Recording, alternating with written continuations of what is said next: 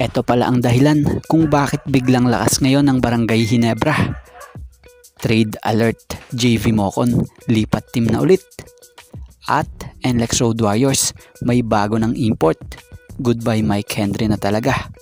So bago nga natin talakayin yan, shoutout sa mga solid nating ka-teammate na sila Romeo Conchada, Jobe Lumot, Kat Aquino, Vicente Nagar, and Ranzo Aras. So eto na, kahapon lang kung matatandaan nyo, ay may tinalakay nga tayo or natalakay natin ang possible NLEX import na papalit sa unang import o sa naunang import na si Mike Henry. So eto na, nagkatotoo na ang sinasabi ni Mr. Homer Sison nung nakaraan. At batay nga sa nakalap nating impormasyon, sa pinakalitas ngayon, inaasahang dumating na sa bansa itong replacement import or NLEX import na si Dequan Jones. At ngayong Webes, susukatan na nga siya sa PBA office. So sa mga hindi nakakaalam, 6'8 nga po ang height nito sa NBA with shoes. So sana pag sinukat ito ng no shoes sa PBA, ito'y pumasok as 6'6" player sa requirements ng PBA Governors Cup para sa mga import. So si Dequan Jones ay former NBA player ito. Bukod dyan, minsan na rin tong naging teammate ni Kiefer Ravena na ating kababayan na naglalaro sa Japan B-League para noon sa Shiga Lakes. So inaasahan na maglalaro itong si Dequan Jones sa next game nila kontra Ross. Kaya abangan natin kung ano ang mga susunod na magiging update patungkol rito. At mapunta naman tayo rito sa trade na inaasahang maganap. Batay sa report ng Spin.ph rito by Jerry Ramos, credit po. So ititrade ng Phoenix JV Mocon patungong NLEX kapalit si Ato Ular and second round pick. So batay sa report, etong mangyayaring trade proposal ng magkabilang koponan ay inaantay na lamang ang approval from Commissioner's Office. So kumpirmado na may inaasahang possible na mangyaring trade dahil sa FB page ng NLEX naglabas rin sila ng update about sa nasabing trade. So nakapaloob rito na nagpapasalamat sila kay Ato Ular kahit sa maikling panahon nakapagbigay ito ng energy sa kanila, lalo na sa ensayo at laro nila. Wish nga ng NLEX na maging maganda yung journey na to nitong si Ato sa Phoenix. So kung matatandaan nyo, hindi ito yung talagang Ato Ular na nakita natin sa Blackwater noon. Dahil yung Ato Ular noon sobrang effective at laging gamit na gamit. Siguro kaya rin bumaba yung performance nito sa NLEX ay hindi na nga siya ganun kahaba ang naibibigay sa kanya ring playing time. At about naman dito kay JV Mocon, tulad ni Ato Ular, kung tuluyang ma-approve ang trade proposal na to, eto na ang kanilang pangatlong kuponang pagseserbisyuhan dito sa PBA. At possible, Mocon will reunite with Robert Bolick na dati na rin niyang nakasama noon na sa San Beda bilang teammate. At eto na nga po, kakapasok lang na balita, pahabol lang po, tuluyan na nga pong naaprubahan ang trade na ito. Mismong NLEX na nga rin po ang nag-welcome dito kay JV Mocon. So natuloy na nga po yung trade. At tumalo naman tayo rito sa Barangay Ginebra. Kung mapapansin nyo parang ibang Ginebra yung nakita nyo nung makalaban nga po ng Ginebra ang Blackwater sa pangalawang pagkakataon ngayong PBA Governors Cup sa second round kumpara ng unang laro nila sa first round.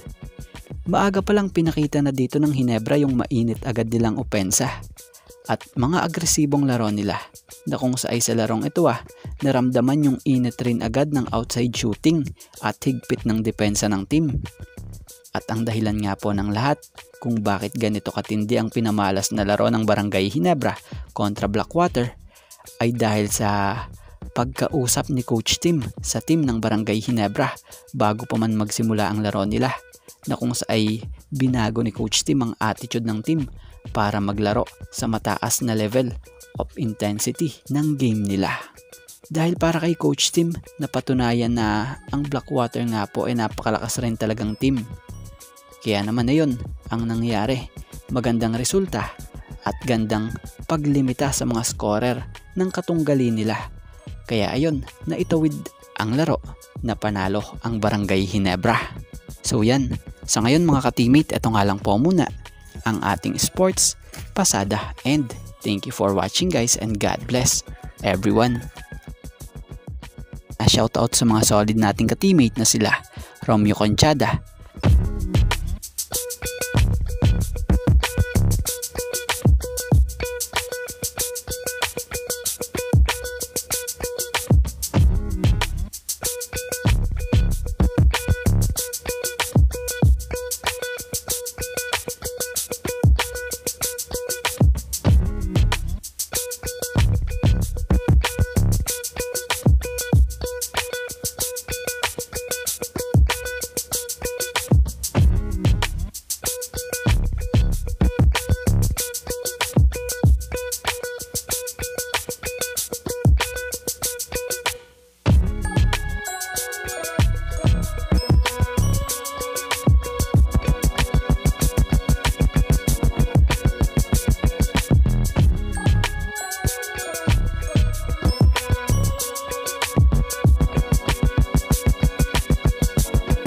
Jobe Lumot,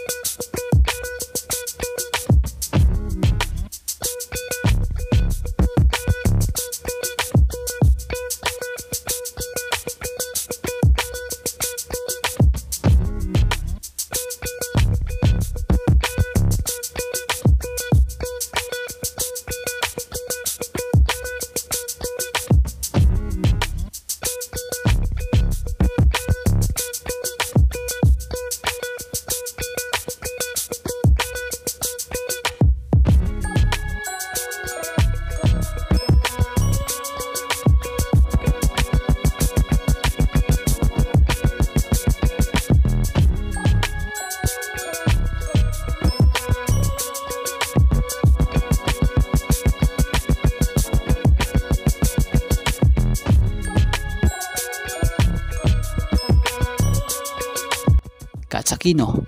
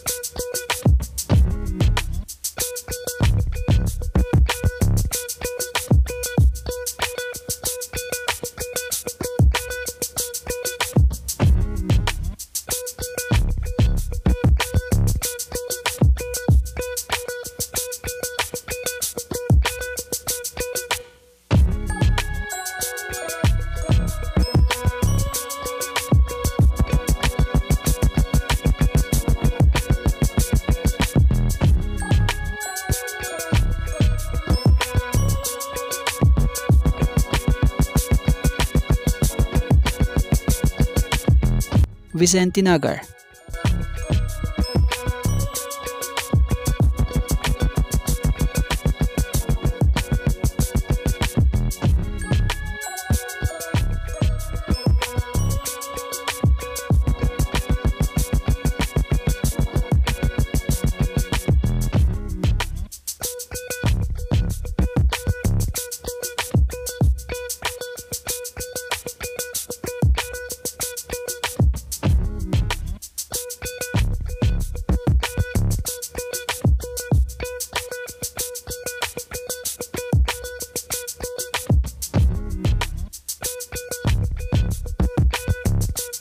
and Ranzo Aras.